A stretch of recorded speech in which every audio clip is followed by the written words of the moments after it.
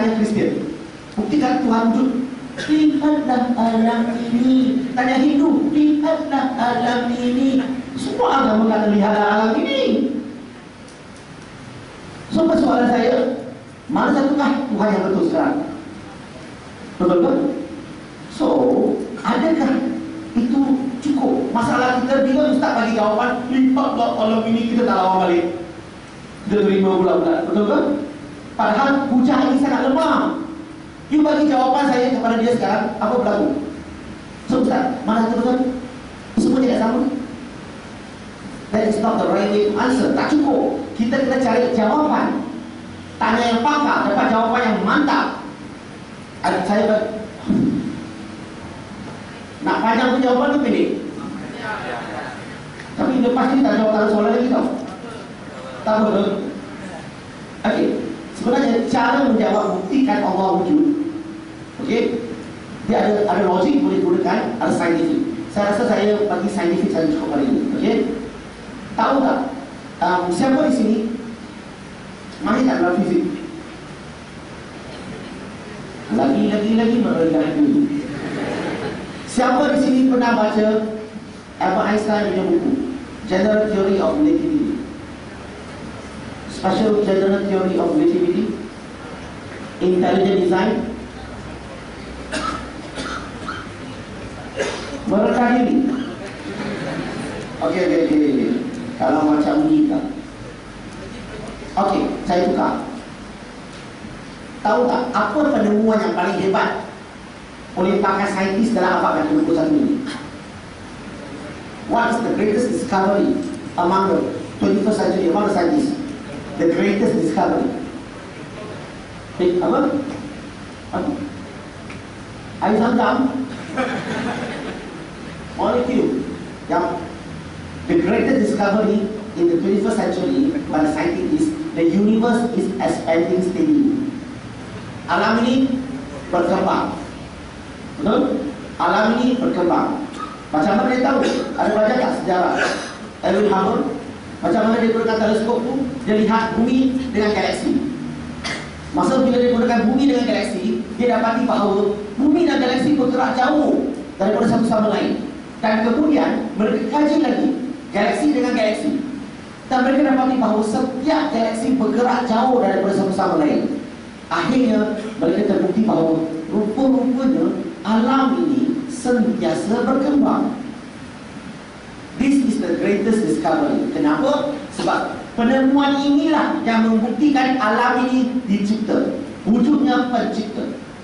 Penemuan inilah yang paling best buktikan siapakah pencipta yang sebenar. Siapa tak layak jadi pencipta. Macam mana buktikan? Ikut masa alam ini berkembang. Betul? Boleh faham?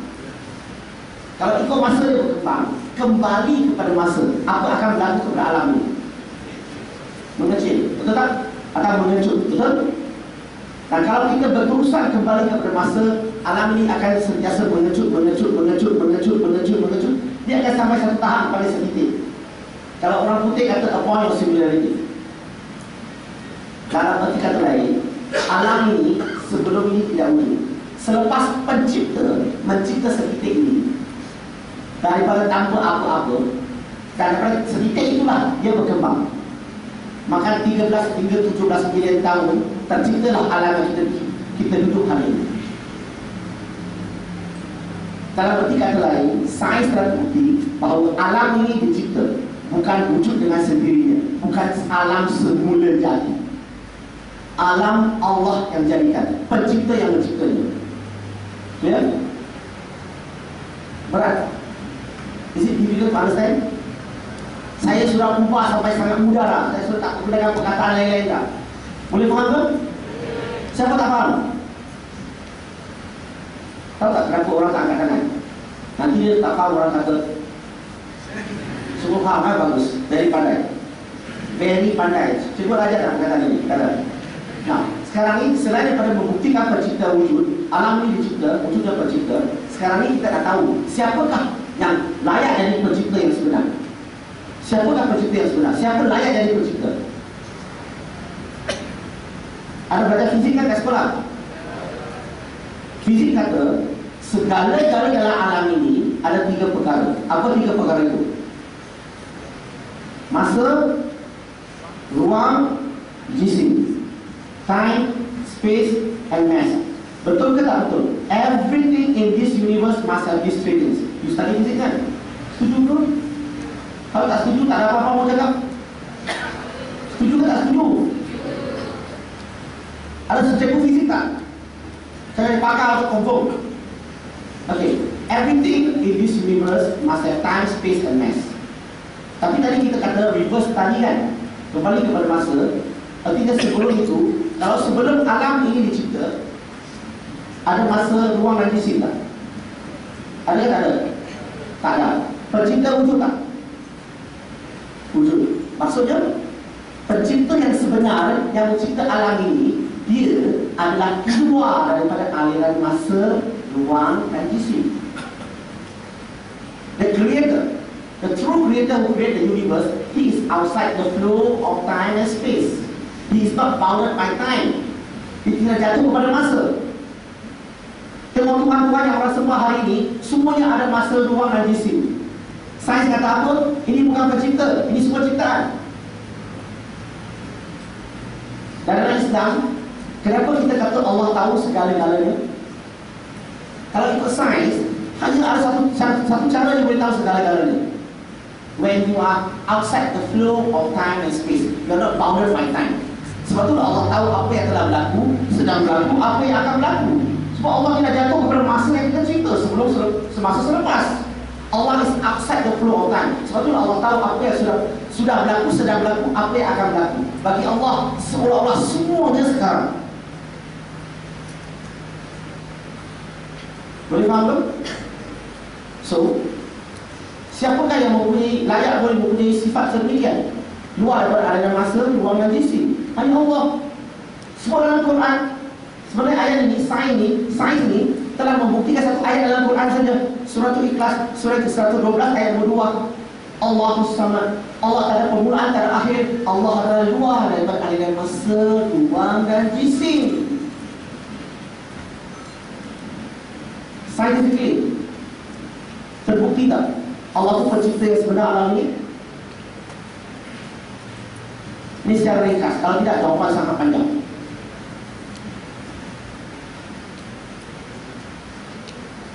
Sebenarnya some sister at the back. You want to ask a question, sister? You want to ask a question? Come. Come, you can ask question. Boleh. Okay, after that, okay. But you are welcome to ask here if you like to. Don't worry, nobody can do anything to you. Okay. Alright, okay. Ada siapa nak tanya lagi kita? Last call. Tak ada? Okay. Kalau tak ada, siapa lagi? Last.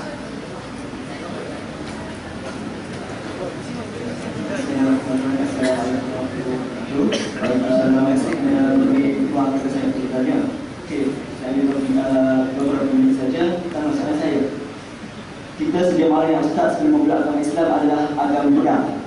Okey, ini saya tanya kepada Ustaz. Dalam agama Buddha, adakah terdapat ajaran di mana jika seseorang beragama Buddha itu memeluk Islam, dia akan ditimpa bala atau bencana yang besar?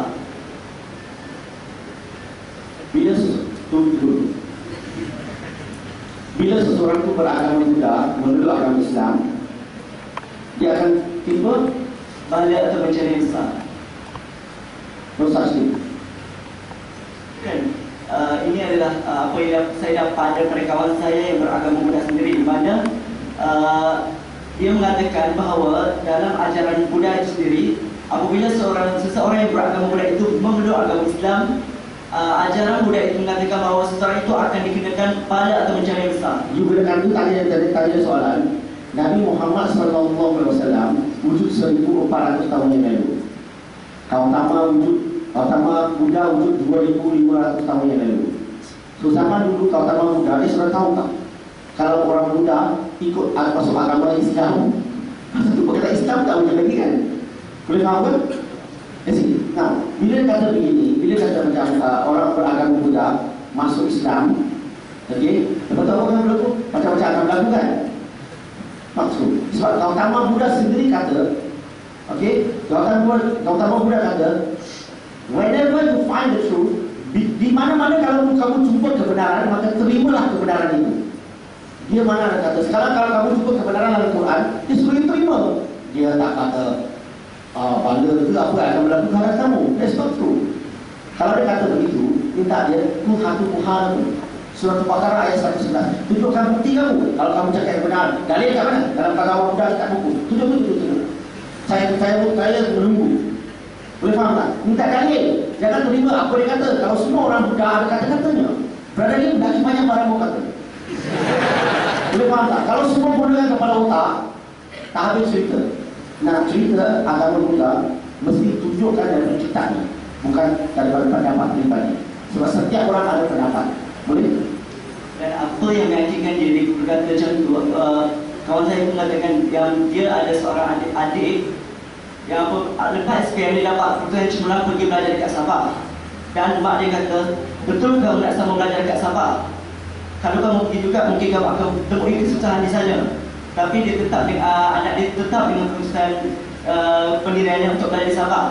Dan dia mengatakan yang kakaknya itu, belajar di Sabah, dia tidak sedar yang dia telah masuk Islam. Dia menyatakan bahawa dia masuk Islam kerana terkena sihir oleh orang Islam. Jadi itu menimbulkan rasa susah hati dia, gelisah yang saya, mana saya rasa itu tidak betul. Dan bagaimana untuk saya meyakinkan? Saya faham. Cukup. Saya faham soalan. Masalah cukup kan? Saya faham soalan. Begini, you tanya dia,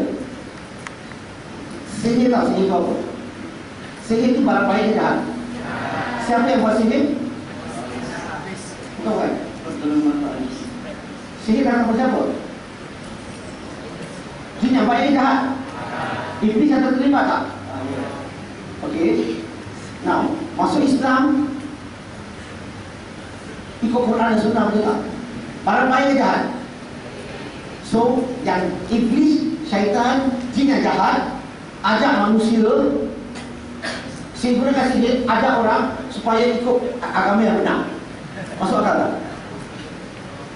Gimana saya orang ini? That is not true. Baru-baru ini semalam saya baru uruskan seorang lelaki Cina 20 tahun masuk Islam.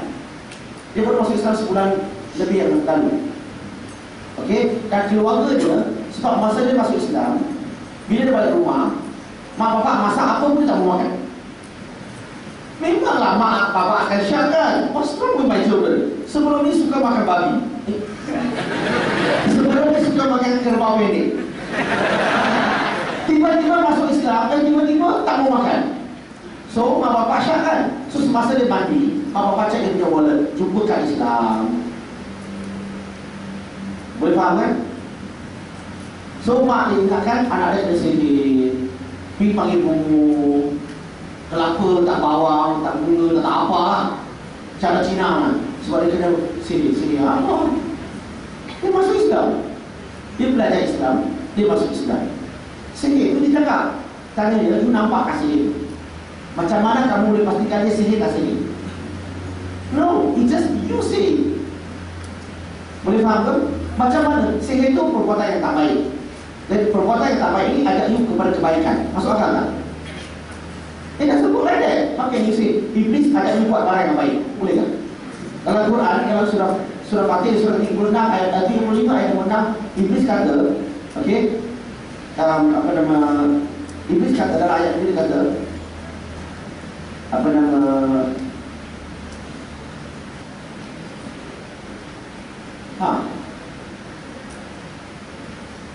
surah Fatih 35 ayat 6, jangan sembah syaitan. Dia kata ajaran syaitan tak ada yang baik melainkan menyesatkan. Dalam surah Yasin surah 36 ayat 60. So saya nak tanya, itu Iblis semua ajar barang saya tu. Sekarang ni kata syaitan, iblis, jin ajak manusia kepada kebaikan. Menurut Quran dan Sunnah, mana masuk akal? So you tanya dia, does it make sense to you? The evil is something bad. Quran is everything is good. So how can you say the evil teach the person to do good. That is not evil. I know that it is wrong, but bagaimana untuk saya Contoh yang saya bagi tadi, contoh yang saya bagi tadi, it doesn't make sense. It doesn't work like that.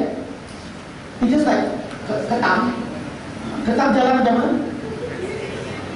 Dia mengajar jalan Dia ketam mau ajak anak dia jalan lurus. It doesn't work like that. Dia sendiri tak boleh jalan lurus, mau jalan lurus. So, ini semua tuduhan yang tidak berasas. Okey, kalau kena sihir, saya bawa dia kepada kamu boleh bersihkan, kamu boleh betulkan sihir itu. Boleh faham tak? Artinya orang semua masuk Islam di Indonesia dari sini lah. Saya pun kena. So sihir ini ada main jahat sekarang. Dah semua ada baik. Okey? So cakap dengan dia, biasanya manusia ni bila dia tak ada jawapan, dia cari alasan. You understand what I mean? When you don't have solution for that, you find excuse. Ini yang biasa manusia akan buat. Okay? Wallahu a'lam. Terima kasih. Okay, masa surat time. Sebelum saya berhenti, pertama saya nak ucapkan ribuan terima kasihlah kepada pihak institut yang jemput saya untuk pengetahuan muslimin-muslimah saudara-saudara di sini. Ada beberapa buah buku yang saya sempat bawa ke sini dan saya sangat galakkan kamu baca buku ini, terutamanya buku biru ini tentang 7 persoalan berkenaan asal-asal agama Kristian. Kalau sesiapa yang nak memahami agama Kristian A sampai Z secara ilmiah, buku ini sangat penting. Macam mana datangnya perkataan Kristian, bilakah mula ajaran ini datang, bila dah mulanya agama Kristian, siapa yang bawa? Adakah ini bawa ajaran Isa AS? Dan macam mana mereka tercipta ajaran sedemikian? Kita bagi bukti bahawa keterangan secara ilmiah agama ini macam mana dicipta. Macam mula terpesong bila? Tahu tak Kristian mula terpesong kat mana? Pada mula kefahaman tentang agama Kristian itu, the first understanding is wrong. Itu yang terpesong. Contoh, tanya orang Kristian, you percaya ke Tuhan utuskan Jesus Christ ke muka bumi ini untuk mati disalib supaya untuk menebus dosa manusia? Tanya orang Kristian, semua cakap ya. Ini kepercayaan mereka. Dan you tanya dia lah, kalau Tuhan utuskan dia, you kena terima kasih siapa? Yang mengutuskannya ke yang diutuskan? Faham tak? Dia bagi terima kasih yang diutuskan. Macam contohlah, saya hantar hadiah bagi kamu melalui post office. The postman hantar hadiah bagi kamu. Kamu pergi layan postman macam king. Sila masuk tidur rumah makan, terima kasih kamu Yusuf. Ayah hantar hadiah, dia postman saja. You should thank ayah hantar, bukan thank orang yang hantar ke rumah you kan. You boleh thank itu sikit, tapi thank yang banyak kan. Tapi dia punya mula-mula sudah serong. Boleh faham kan? Dalam buku ini ada beberapa perkara yang sangat penting. Pernah dengar tak? Pernah baca tak? Saya tak tahu di surau sini. Pernah tengok tak? Salah Sidang Nabi. Pernah tengok? Yang catat. Apa yang ada di Malaysia, majoritinya semua salah. Semua ikut riwayat Kristian di Bible, riwayat. Bukan Quran yang riwayat. Ada satu perkara lagi saya sebut di sini adalah tentang rukun iman Islam. Rukun iman Islam ada berapa? Berapa? 6. Tolak 1. 5 perkara ni. 6 tolak berapa? Berapa? Kosong kan? Okey. Kalau boleh jangan jawab. Saya tanya soalan ni ya. Selepas ini sebab orang mesti jawab ni. Iblis asalnya siapa? Betul ke tak betul? Contoh malaikat Azazil, betul ke? Itu ajaran Kristian. Sekarang ini jadi rukun iman bagi kita. You rasa betul tak? Dalam Islam, siapa ketua malaikat? Malaikat Jibril alaihissalam. Betul ke? Lucifer, Azazel, itu kepercayaan Kristian dalam Bible, bukan ajaran Islam. Disebut ini bukan Isaiah chapter 40 verse 12. Hari ini kita ikut Kristian punya rukun iman. Dalam Islam, iblis bukan asalnya malaikat, bukan. Kita baca Quran selalu salah faham. Contohnya kita baca Quran surah Al-Baqarah surah kedua ayat 34. 31 hingga 34 disebut apa? Disebut tentang bila Allah perintahkan semua malaikat sujud. Semua makhluk sujud kepada Adam kan? Semua sujud kepada Adam. Dan semua malaikat sujud melainkan iblis. Maka kita ingatkan iblis ini asal golongan malaikat. Nak tahu betul tidak senang saja dalam Islam ada 4 jenis tafsir. Tafsir pertama Quran, tafsir Quran. Kedua sunnah, tafsir Quran. Ketiga sahabat, tafsir Quran. Keempat ulama, tafsir Quran. Mula dengan Quran, tafsir Quran dulu. Kalau kita baca Quran, okay, contohnya lah kita baca surah Kafir. Ayat itu sama, tapi ayat belakang tambah apa dia kata? Dia kata iblis atau jin ini mereka dicipta dengan api. Sahih Muslim kata malaikat dicipta dengan cahaya. Sama tak sekarang? Surah Rahman surah 55 ayat 15 sebut apa? Dia kata iblis ini dia daripada golongan jin. Dia bukan malaikat. Kita kata ketua malaikat. Dalam surah At-Tahrim surah ke-66 ayat 26 dia kata malaikat tak pernah berharga kepada Allah. Kita kata malaikat berharga kepada Allah. Dalam Sahih Muslim dia kata iblis itu duduk di laut. Setiap pagi akan hantar anak-anak mereka pengikut mereka ke darat untuk menghasut manusia. Dalam hadis Sahih Muslim ini sebut iblis ada nafsu, ada anak, buat jahat. Sifatnya sama dengan malaikat tak? So macam mana kita boleh kata iblis asalnya malaikat? Ini just sample. Tenang.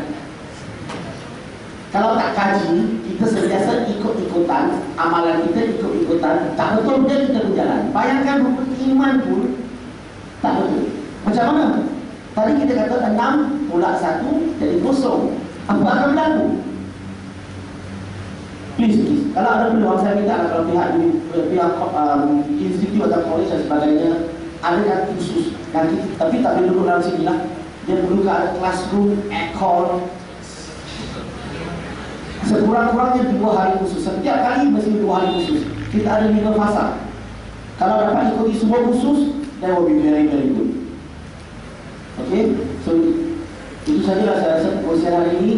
Siapa yang nak tengok selepas solat asar ada di luar. Dan bagi pengetahuan muslimin-muslimat, saya sudah jamaah yang musafir tadi, sudah jamaah.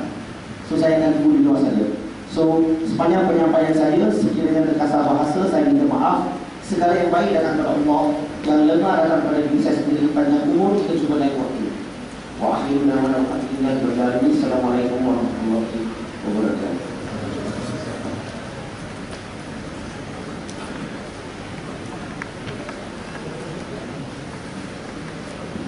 Masih ucapkan kepada Salim Usun atas kupasan tentang tajuk kepentingan